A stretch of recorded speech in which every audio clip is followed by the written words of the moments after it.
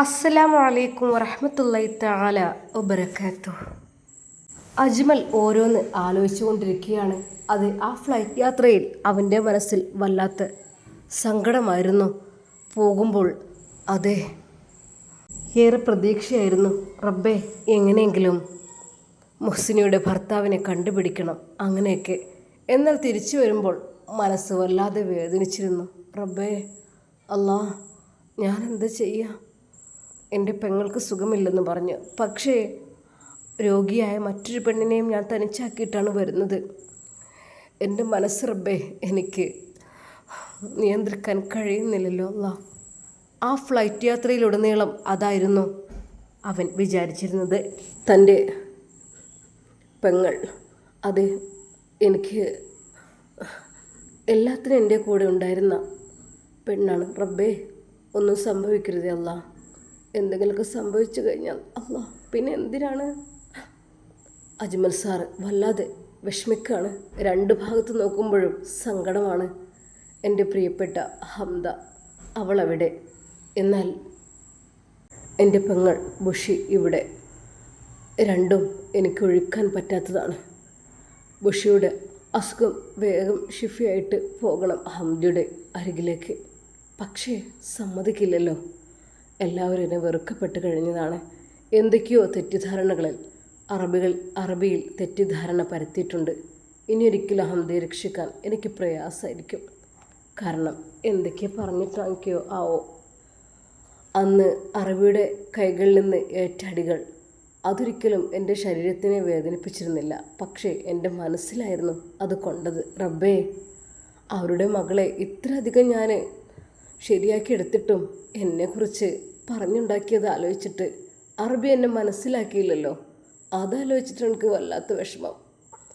അറബി അത്രക്കും ഞാൻ റിസ്ക് എടുത്ത് അവളെ എൻ്റേതായ രീതിയിൽ കഴിയുന്നത്ര ഞാൻ അവളെ മാറ്റിയെടുക്കാൻ ശ്രമിക്കുമായിരുന്നു. അന്നെല്ലാം അറബി എന്നോട് പറയുമായിരുന്നു, പൊന്നു മോനെ, എൻ്റെ മോളെ നീ കൈവിടരുത്, എന്നെ വിട്ട് നീ പോരുത്, എൻ്റെ മോളെ സംരക്ഷിക്കണം എന്നൊക്കെ. എന്നാൽ ഒരുവിധമെല്ലാമായി ഹോസ്പിറ്റലിൽ നിന്ന് ഡിസ്ചാർജ് ചെയ്തപ്പോൾ എല്ലാവരുടെയും സ്വഭാവം മാറി. അതെ, അറബിയുടെയും. എളാമ പറഞ്ഞിട്ടാണെങ്കിലും അങ്ങനെ അതിന് കൂട്ടു നിൽക്കാൻ പാടുണ്ടോ? സത്യമെന്തെന്നറിയാതെ. സാരല്ല, എല്ലാം വിധിയായിരിക്കും. എന്നാലും ഹംദ എവിടെയായിരുന്നാലും സന്തോഷത്തോടെ ജീവിച്ചാൽ മതി. ഹംദ, ഇക്കയുടെ കൂടെ ജീവിക്കാൻ കുട്ടിക്ക് കഴിയില്ലെങ്കിലും കുട്ടി എവിടെയാണെന്ന് വെച്ചാൽ അവിടെ സന്തോഷത്തോടെ ജീവിക്കണം. അതാണ് ഞാൻ ആഗ്രഹിക്കുന്നത്. എന്തെന്നറിയില്ല, ഫ്ലൈറ്റ് യാത്ര പെട്ടെന്ന് തന്നെ തീർന്ന പോലെ തോന്നി. പെട്ടെന്ന് സീറ്റ് ബെൽറ്റ് ഇടുവാനുള്ള നിർദ്ദേശം ലഭിച്ചപ്പോഴാണ് ഒരു നിമിഷം അജ്മൽ താഴേക്ക് നോക്കിയത്. റബ്ബേ, അല്ലാ, എൻ്റെ കേരള നാട് ഇതാ എത്തിയിരിക്കുന്നു. പച്ചപ്പ് കണ്ടു തുടങ്ങുന്നു. മനസ്സിൽ ഒരു ആശ്വാസം അല്പം തോന്നിയെങ്കിലും മനസ്സിനുള്ളിൽ വല്ലാത്തൊരു വേദനയാണ് തോന്നിയത്. റബ്ബേ, എൻ്റെ ബുഷി, അവൾക്ക് എന്തായിരിക്കും റബ്ബേ? എനിക്കറിയുന്നില്ല, എൻ്റെ കുട്ടിക്ക് എന്ത് പറ്റിയാവോ? ഫ്ലൈറ്റ് പതുക്കെ പതുക്കെ അതാ താഴുകയാണ്. ഒരു നിമിഷം അവൻ വിചാരിച്ചു, റബ്ബേ, ഈ ഇറങ്ങുന്നിറക്കം. അതെ, അന്നൊരിക്കൽ വലിയൊരു ഫ്ലൈറ്റ് അപകടം ഉണ്ടായത് അങ്ങനെയായിരുന്നു. നിയന്ത്രണം കിട്ടാതെ അതങ്ങ് നേരെ പോയി ഡെസ്ക് ടോപ്പിൻ്റെ അപ്പുറത്തേക്ക് മറിഞ്ഞു. 2 കഷ്ണമായി. അല്ലാ, ഏത് സമയം ഈ ഈമാന് കിട്ടി മരിച്ചാൽ മതിയായിരുന്നു. റബ്ബേ, ഏത് നിമിഷവും നമ്മൾ മരണത്തെ കരുതണമല്ലോ. അല്ലാഹു സുബ്ഹാനഹു വ തആല പറഞ്ഞതനുസരിച്ച് നമ്മുടെ മുത്ത് ഹബീബ് സല്ലല്ലാഹു അലൈഹി വസല്ലം പറഞ്ഞിട്ടുണ്ട്. അതെ, അത് മരണം ചെരുപ്പിൻ്റെ വാറ് പോലെയാണെന്ന്. എന്തൊക്കെ തന്നെയല്ലോ റബ്ബേ കരുതിയിരിക്കുകയാണ്. ദുനിയാവ് എന്ന് വെച്ചാൽ അത്ര നല്ലതൊന്നല്ല. അതെ, നമ്മൾ പരീക്ഷിക്കാൻ വേണ്ടി വിടുകയാണ്. നമ്മളവിടെ വിജയിച്ചാൽ പരലോകത്ത് വിജയിക്കും, അങ്ങനെയാണല്ലോ. അജ്മൽ സാറ് ഓരോന്ന് ആലോചിച്ച് നിൽക്കുമ്പോൾ പെട്ടെന്ന് air hostess, excuse me, seat belt please. അവൻ പെട്ടെന്ന് തന്നെ സീറ്റ് ബെൽറ്റ് ഇട്ടു. ഒന്നുകൂടി ഉറപ്പ് വരുത്തി. അല്ലാ, ഫ്ലൈറ്റ് താഴ്ന്നുകൊണ്ടിരിക്കുന്നു. അല്ലെങ്കിൽ ഈ എയർ ഹോസ്റ്റസ്മാർ എല്ലാവരെയും ഒന്ന് പിടിച്ച് ചെക്ക് ചെയ്യും, ഉറങ്ങുന്നവരെ ഉണർത്തും, അങ്ങനെയൊക്കെയാണല്ലോ അവരുടെ ഡ്യൂട്ടി. അത് അവൻ എന്തൊക്കെയോ ആലോചിച്ച് പോയി. അങ്ങനെ അത് ഫ്ലൈറ്റ് താഴ്ന്ന് പറക്കുകയാണ്. ഏതാനും മിനിറ്റുകൾക്കകം, അല്ല സെക്കൻഡുകൾക്കകം, നിമിഷങ്ങൾക്കകം ഫ്ലൈറ്റ് നിലത്ത് തൊടും. ഒരു ശക്തമായ കുലുക്കത്തോടെ അതാ റൺവേയിലേക്ക് ഫ്ലൈറ്റ് ഇടിച്ചിറങ്ങി. ഹോ റബ്ബേ, ഈ ഒരു നിമിഷം അത് വല്ലാത്തൊരു നിമിഷം തന്നെയാണ്. ഏത് സമയം മരണത്തെ മുഖത്തോട് മുഖം കാണുന്ന നിമിഷം. അല്ലാ, എല്ലാം നിൻ്റെ കുതിരത്ത്. അജ്മൽ ആ ഫ്ലൈറ്റിൽ നിന്ന് എല്ലാവരും ഇറങ്ങുന്നത് പോലെ അതാ ലഗേജ് എടുത്ത് ഇറങ്ങുന്നു. മെയിൻ ലഗേജ് അപ്പുറത്തായിരിക്കും. ഹാൻഡ് ബാഗ് എടുത്ത് ഇറങ്ങി. പക്ഷേ അവൻ്റെ മനസ്സിൽ സന്തോഷമില്ല. പലരും ധൃതിയിൽ അതാ തൻ്റെ ബാഗും പെട്ടികളുമെല്ലാം ഡിക്കിയിൽ നിന്ന് എടുക്കുന്നു. എല്ലാവരും സന്തോഷത്തോടെ. അപ്പോൾ തന്നെ പലരും കോൾ ചെയ്യുന്നു, വീഡിയോ കോൾ ചെയ്യുന്നു, മെസ്സേജ് അയക്കുന്നു. തിരക്കാണ്. അതെ, 2 വർഷം കഴിഞ്ഞ് വരുന്നവരും 1 വർഷം കഴിഞ്ഞ് വരുന്നവരും പ്രവാസികളായ ഒരുപാട് ആളുകൾ എത്തിയ സന്തോഷം അറിയിക്കുകയാണ് എല്ലാവരും. പക്ഷേ അജ്മൽ അവന് മാത്രം സന്തോഷമില്ല, ദുഃഖം മാത്രമാണ് അജ്മലിനുള്ളത്. എല്ലാവരും സന്തോഷത്തോടു കൂടി അതാ പെട്ടെന്ന് തന്നെ ധൃതിയിൽ ഫ്ലൈറ്റിൽ നിന്ന് ഇറങ്ങിപ്പോകുന്നു. എല്ലാ കസ്റ്റംസ് ചെക്കിങ് കാര്യങ്ങളുമെല്ലാം കഴിഞ്ഞ് തൻ്റെ പ്രിയപ്പെട്ട ഉറ്റവരെ കാണുവാൻ വേണ്ടി എല്ലാവരും ഓടിപ്പോവുകയാണ്. അത് ട്രോളി പിടിച്ചു കൊണ്ടുവന്ന് അതിൽ ലഗേജ് കയറ്റി വെച്ച് അങ്ങനെ അജ്മൽ സങ്കടത്തോടെയാണ് അതെല്ലാം നോക്കിക്കാണുന്നത്. അല്ലാ, എൻ്റെ ലഗേജ് ഇനിയുണ്ടല്ലോ. അവനൊരു ട്രോളി എടുത്തു. കറങ്ങിക്കൊണ്ടിരിക്കുന്ന ആ ഒരു സാധനത്തിൽ അവൻ നോക്കി നിന്നു. തൻ്റെ പേര് വരുന്ന പെട്ടിയുണ്ടോ? അതെ, അതാ ഓരോ പെട്ടികൾ എല്ലാവരും പിടിച്ചുകൊണ്ട് അവനവൻ്റെ ട്രോളികളിലേക്ക് കയറ്റി വെക്കുന്നു. 4, 5, 6 പെട്ടികളുണ്ട്, ഫാമിലികളുണ്ട്. പക്ഷേ എനിക്കൊരൊറ്റ പെട്ടിയാണ്. അത് അത്യാവശ്യം വലുതാണ്. റബ്ബേ, അല്ലെങ്കിലും എന്തിന് ഇത്ര വലിയ പെട്ടിയൊക്കെ സാധനങ്ങൾ വാങ്ങിയത്? എന്തൊക്കെ തന്നെ ഡ്യൂട്ടി കെട്ടേണ്ടി വരുമോ? എന്നാൽ നിമിഷങ്ങൾക്കകം അതാ അജ്മലിൻ്റെ പെട്ടിയും വരുന്നു. വലിയൊരു പെട്ടി അവൻ താങ്ങിയെടുത്ത് അതാ ട്രോളിയിലേക്ക് വെക്കുന്നു. നേരെ വീണ്ടും കസ്റ്റംസ് ചെക്കിങ് എല്ലാം കഴിഞ്ഞ് പുറത്തേക്ക് പോകുവാനുള്ള തയ്യാറെടുപ്പ്. എല്ലാവരും അതാ ഒരുപാട് ആളുകൾ അവിടെ തിങ്ങി നിറഞ്ഞ് നിൽക്കുന്നുണ്ട്. എല്ലാവരെയും പ്രിയപ്പെട്ടവരെയും കാത്തുകൊണ്ട് തൻ്റെ പ്രിയപ്പെട്ടവർ ഇപ്പോൾ വരും എന്നുള്ള പ്രതീക്ഷയിൽ പുറത്തൊരുപാട് ആളുകൾ. അതെ, ട്രോളി ഉന്തിക്കൊണ്ട് ഓരോരുത്തരോട് ചെല്ലുമ്പോഴും ട്രോളി പോലും വിട്ട് മറന്ന് ഉറ്റവർ, തൻ്റെ ഉടയവരെ, ഉമ്മയെ, ഉപ്പയെ, മക്കളെ, ഭാര്യയെ കെട്ടിപ്പിടിച്ച് കരയുന്ന തിരക്കായിരുന്നു എല്ലാവരും. അതുകൊണ്ട് തന്നെ പലരും വഴി തടസ്സപ്പെടുത്തുന്ന രീതിയിലായിരുന്നു.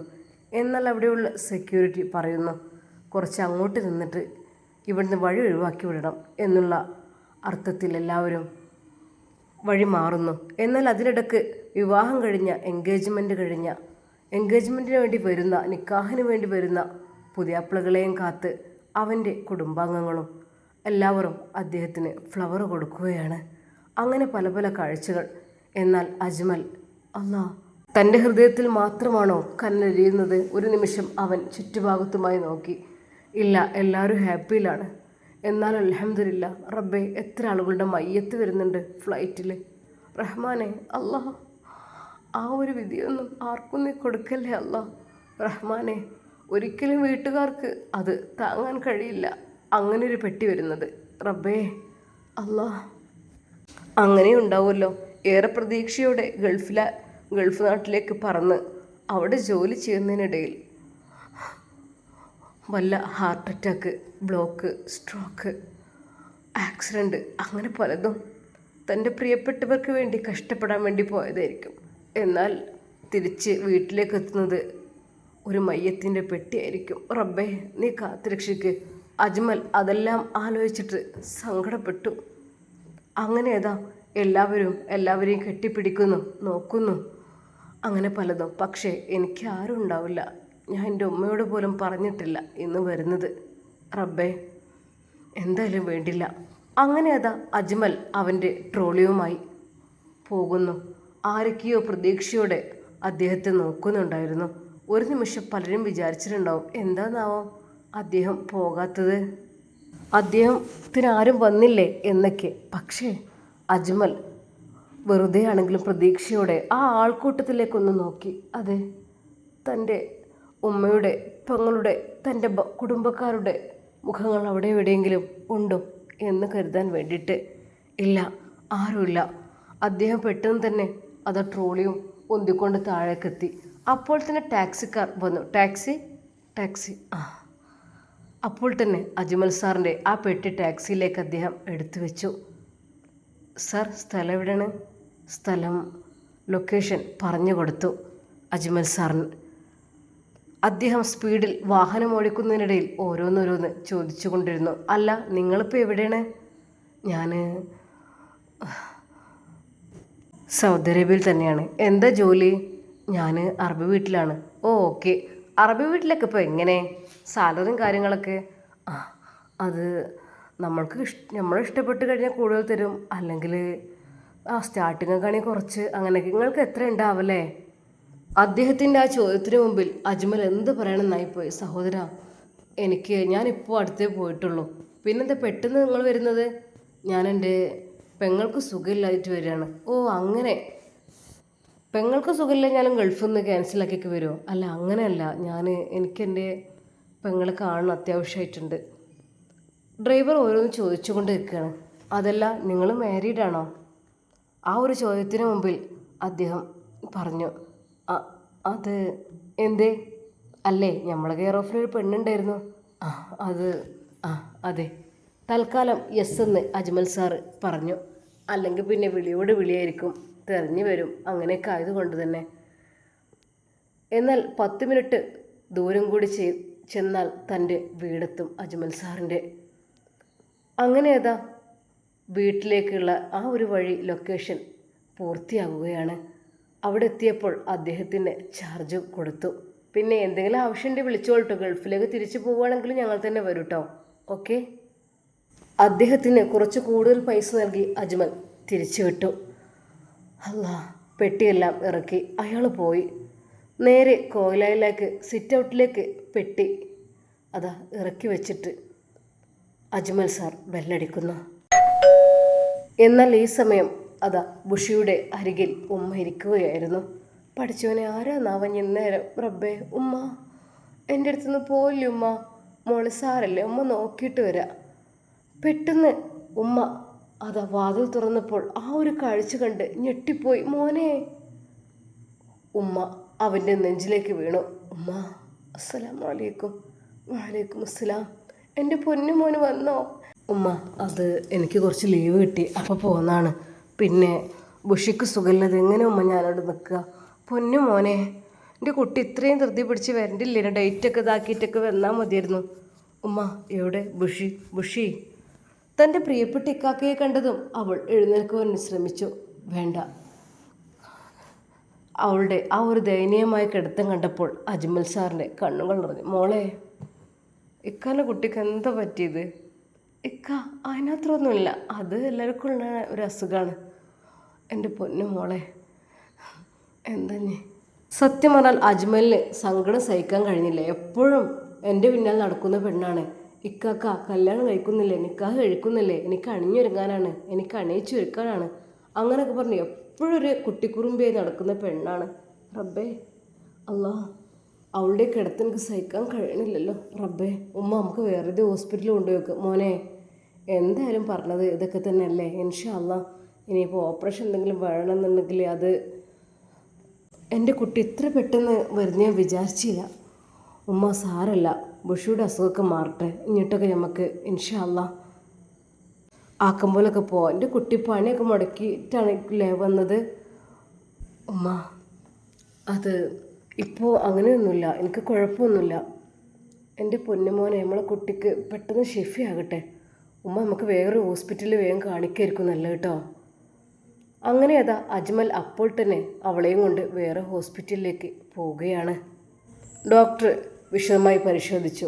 അതെന്തൊക്കെ തന്നെ ഓപ്പറേഷൻ വേണ്ടി വരും, അല്ലാതെ നമ്മൾ വെച്ചുകൊണ്ട് നിന്നിട്ട് കാര്യമില്ലല്ല ഡോക്ടറെ. അതൊന്ന് പെട്ടെന്ന് വെച്ചാൽ നിങ്ങൾ ഓക്കെ ആണെങ്കിൽ ഞങ്ങൾ എപ്പോഴും റെഡിയാണ്, അല്ലാതെ ഞങ്ങളെ ഇഷ്ടത്തിന് ചെയ്യുന്നത് ശരിയല്ലല്ലോ. പിന്നെ അതുമാത്രമല്ല, എന്തെങ്കിലുമൊക്കെ ഇഷ്യൂസ് വന്നാലും അതൊരു പ്രോബ്ലം ആയിരിക്കും. പെട്ടെന്ന് ചെയ്യാൻ കേട്ടോ നല്ലത്. ഇതെന്ന് വെച്ചാലേ കൂടുതലിങ്ങനെ വെച്ചുകൊണ്ടിരിക്കേണ്ട. ഡോക്ടർ അത് തന്നെയാണ് പറഞ്ഞത്. അജ്മൽ ശരിവെച്ചു. അവൻ്റെ കണ്ണുകൾ നിറഞ്ഞിരുന്നു. പാവം, എൻ്റെ കുട്ടിയെ അനസ്തേഷ്യ ചെയ്യും, അബോധാവസ്ഥയിലാക്കും, അവളെ കീറി മുറിച്ച് ഓപ്പറേഷൻ ചെയ്യും. റബ്ബേ, ഇത്ര ചെറുപ്പത്തിൽ തന്നെ പഠിക്കുന്ന കുട്ടിയല്ലേ, അല്ലാ, വല്ലാത്തൊരു സങ്കടമായി പോയല്ലോ റബ്ബേ അത്. നേരെ ബുഷിയുടെ മുഖത്തേക്ക് നോക്കി. ഇക്ക ഇക്ക എന്തിനാ കരയണത്? എൻ്റെ അസുഖം പെട്ടെന്ന് മാറിക്കോളും. ഇക്ക ഒപ്പിട്ട് കൊടുത്തേക്കും എല്ലാത്തിനും. എന്നാൽ ആ ഒപ്പിട്ട് കൊടുക്കുന്ന ആ ഒരു കടലാസ് അത് കണ്ടപ്പോൾ ശരിക്കും അജ്മൽ കരഞ്ഞു പോയി. ഈ ഒരു ഓപ്പറേഷനിടയിൽ രോഗിക്ക് എന്തെങ്കിലും സംഭവിക്കുകയോ അല്ലെങ്കിൽ ജീവിതത്തിലേക്ക് തിരിച്ചു വരാതിരിക്കുകയോ ചെയ്തു കഴിഞ്ഞാൽ ഒരിക്കൽ പോലും ഡോക്ടർമാരോ ഹോസ്പിറ്റൽ അധികൃതരോ അതിന് ഉത്തരവാദിയാവുന്നതല്ല. അത് കണ്ടപ്പോൾ അജ്മലിൻ്റെ കണ്ണുകൾ നിറഞ്ഞൊഴുകി. അല്ലാ, അത് എന്തിക്കത് നോക്കട്ടെ? വേണ്ട, അത് മോള് വായിക്കണ്ട. ഇക്ക ഞാൻ നോക്കട്ടെ. വേണ്ട, അത് ഞാൻ. അജ്മൽ അത് മറച്ചു പിടിക്കുവാൻ വേണ്ടി ശ്രമിക്കുന്നു. അത് തൻ്റെ പെങ്ങളെ കണ്ടാൽ അവൾ സങ്കടപ്പെടും, പാവാണ്. സത്യം പറഞ്ഞാൽ അജ്മലിന് വല്ലാത്തൊരു വിഷമമായിപ്പോയി. എന്നാൽ ഈ സമയം അതാ അറബിയുമ്മ അജ്മലിനെ വിളിക്കുന്നു. ഹലോ, അസ്സലാമു അലൈക്കും. വലൈക്കും അസ്സലാം. അജ്മൽ, കൈഫാലേക്ക്? സെയിൻ, അൽഹംദുലില്ലാ. എങ്ങനെയുണ്ട് പെങ്ങളുടെ അസുഖം? സുഖമുണ്ടോ? എന്താ? അറബിയുമ്മ, ഞങ്ങൾ ഹോസ്പിറ്റലിലാണ്. അള്ളാഹു സുബ്ഹാനഹു വ തആല പെട്ടെന്ന് കുട്ടിയുടെ അസുഖമൊക്കെ ഷിഫയാക്കി തരട്ടെ. ആമീൻ. അജ്മൽ, എനിക്കൊരു ഡയറി കിട്ടിയിട്ടുണ്ട്. നിൻ്റേതാണെന്നാണ് തോന്നുന്നത് അല്ലേ? പക്ഷെ ഞാനൊന്നും വായിച്ചിട്ടില്ല കേട്ടോ. ഇനിയിപ്പോൾ അത് നിൻ്റെ ബാഗിൽ നിന്ന് എടുത്തു വെച്ചതായിട്ട് കണ്ടു എന്നാണ് അറിയാൻ കഴിഞ്ഞത്. പക്ഷേ ഞാനത് വായിച്ചിട്ടില്ല. വായിക്കണമെങ്കിൽ ഒരാളുടെ ഡയറി ഒരാളുടെ അനുവാദമില്ലാതെ വായിക്കുന്നത് ശരിയല്ലല്ലോ. അതുകൊണ്ട് ഞാനത് വായിച്ചിട്ടില്ല, അവിടെ ഭദ്രമായി വെച്ചിട്ടുണ്ട്. ഒരു നിമിഷം അജ്മൽ ഞെട്ടിപ്പോയി. റബ്ബേ, അത് ഹംദയുടെ ജീവിതമാണ് അതിൽ അവൾ വിവരിച്ചിട്ടുള്ളത്. അത് അറബിയമ്മ വായിച്ചിട്ടില്ലെന്ന് പറഞ്ഞു. മോനെ അജ്മൽ, എന്താണ് ഞാൻ ചെയ്യേണ്ടത്? അത് ഞാൻ വായിച്ചു നോക്കട്ടെ, എനിക്ക് കൊതിയാവുന്നുണ്ട്. ഒരുപാട് എഴുതിയിട്ടുണ്ട് അതിൽ. അറബിയമ്മ, അതൊരിക്കലും എൻ്റെ ഡയറിയല്ല. പിന്നെ അത് ഹംദയുടെ. അവൻ വിതുമ്പുന്നുണ്ടായിരുന്നു. ഹംദയുടെ ഡയറിയോ? ഓ, ഇത്രയധികം മനോഹരമായ കൈപ്പടയിൽ അവൾ എഴുതിയിട്ടുണ്ടോ? ഓ, ഒരുപാടുണ്ടല്ലോ. അത് മോനെ, ഞാനെന്നാൽ വായന നിൻ്റെ സമ്മതം ഉണ്ടെങ്കിൽ ഹംദയുടേതാണെന്ന് പറഞ്ഞില്ലേ, വായിക്കാം അറബി ഉമ്മക്ക്. മോനെ, സന്തോഷമായി. അതായത് എന്തൊരു കാര്യമാണെങ്കിലും ഒരാളോട് ചോദിക്കാതെ ചെയ്യുന്നത് ശരിയല്ലല്ലോ. പ്രത്യേകിച്ച് നീ ബാഗിൽ നിന്ന് എടുത്തു വെച്ചതാണെന്നാണ് അറിയാൻ കഴിഞ്ഞത്. അതുകൊണ്ട് അജ്മൽ, ഞാനൊന്ന് വായിക്കട്ടെ കേട്ടോ. സത്യം പറഞ്ഞാൽ അജ്മലിന് അത് ആശ്വാസമാണ് തോന്നിയത്. റബ്ബേ, ഹംദയുടെ കാര്യം അറബിയമ്മ വിചാരിച്ച് നടക്കും, അതെനിക്ക് ഉറപ്പുണ്ട്. അറബിയമ്മ വിചാരിച്ച് നടക്കാത്തതായിട്ടൊന്നുമില്ല. അതെ, മികച്ചൊരു തെളിവാണ് ആ ഡയറി. അതുള്ളിടത്തോളം കാലം അറബിയമ്മക്ക് അതൊരു ധൈര്യം തന്നെയാണ്. പഠിച്ചോനെ, ആരൊക്കെ എതിർക്കാൻ വന്നാലും അതൊരിക്കലും അറബിയമ്മണ്ടേ പേടിക്കാനല്ലോ. അല്ലാ, പഠിച്ചോനെ, അറബിയമ്മക്ക് നീ ധൈര്യം കൊടുക്ക്. അജ്മൽ ദുആ ചെയ്തു. മോനെ, ആരാടെ വിളിച്ചത്? ഉമ്മ, അത് അറബിയമ്മയായിരുന്നു. ആണല്ലേ, മാഷാ അല്ലാ. പിന്നെ എന്താ പറയണത് കാര്യപ്പെട്ട്? അത് ഉമ്മ, ഏതൊരു കുട്ടിയുടെ പേരൊക്കെ നീ പറഞ്ഞല്ലോ. ഉമ്മ, അത് ഹംദ, അറബിയുടെ മകളാണ്. ഒരു ഡയറി കിട്ടിയിരുന്നു, അത് ഞാനിങ്ങ് അറിയാതെ എടുത്തു വന്നിരുന്നു. അപ്പോൾ ഞാൻ അവിടെ തന്നെ വെച്ചു അത്. ഓ, അങ്ങനെയാണല്ലേ. ഓക്കെ. എന്താ, ഹംദയുടെ കഥയൊക്കെ ഉണ്ടെന്നൊക്കെ പറഞ്ഞല്ലോ മോനെ, അതെന്താ? അല്ല, അത് അവൾ എഴുതിയ ഡയറി. അതൊക്കെ എന്തിനാ മോൻ എടുത്തു നോക്കുന്നത്? അതൊക്കെ അറബി കുട്ടികളുടെ ഒക്കെ പറഞ്ഞാൽ നമുക്ക് ലിമിറ്റേഷൻ ഉള്ള കാര്യങ്ങളല്ല അതൊക്കെ ചെയ്യാൻ പാടുണ്ടോ? ഉമ്മയുടെ ആ വാക്കുകൾക്ക് മുമ്പിൽ അജ്മലിന് എങ്ങനെ ഉത്തരം പറയണമെന്നായിപ്പോയി. ഉമ്മ, അതങ്ങനെയൊന്നല്ല. എന്നാൽ ഈ സമയം അതാ അറബിയമ്മ ഡയറി വായന തുടങ്ങിയിരിക്കുകയാണ്. അറബിയമ്മ ഡയറി വായിച്ചു കഴിയുമ്പോൾ എന്തായിരിക്കും അവിടെ സംഭവിക്കുക? നമുക്ക് കാത്തിരുന്ന് കാണാം. അതുവരേക്കും എല്ലാവർക്കും അസ്സലാമു അലൈക്കും വറഹ്മത്തുള്ളാഹി തആല വബറകാതുഹു.